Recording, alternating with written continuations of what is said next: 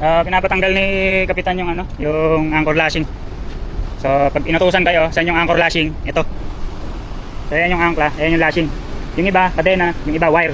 So paano tanggalin to? So ito siya. Ito yung turnbuckle. Luluwagan niyo muna to kasi matigas yan. So pag hindi niyo maikot, ito yung tubo, makukuha niyo sa gilid. Ikutin niyo, yan. Ikutin yung ganyan. Yan. Tapos may lagayan yan dito, ayan.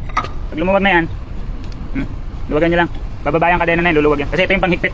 Tinatawag na turnbuckle. Yan. Ayan, maluwag na siya. Yan. Yan na. Yan. Tapos, ito, tatanggalin nyo yung ano. Tanggalin nyo to. Yung bolt. Yan. So, pag natanggal nyo yan, ayun o. Tatanggalin nyo lang yan, gagananin nyo. Ito nyo, tatanggalin ko 1, 2, 3. Yan na.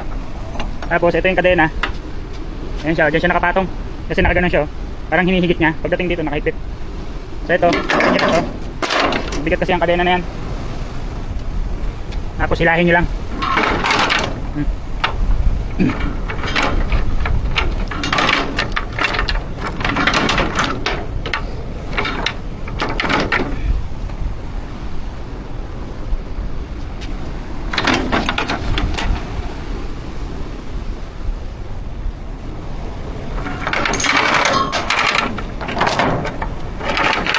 Ayan yung kadena.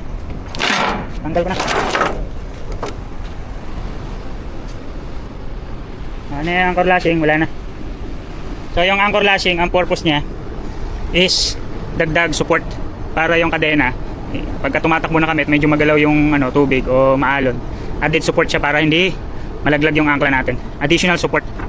So pag pinatanggal sa inyo, yan siya, yung kabitan, and then ilulusot nyo rito, sasabit nyo, tapos iangat nyo rito, tapos ikakabit nyo siya sa turnbuckle. Pag nakabit nyo na, hihigpitan nyo rito. Yung panghigpit nandun. So pag pisado na siya, yan, okay na yan, all goods.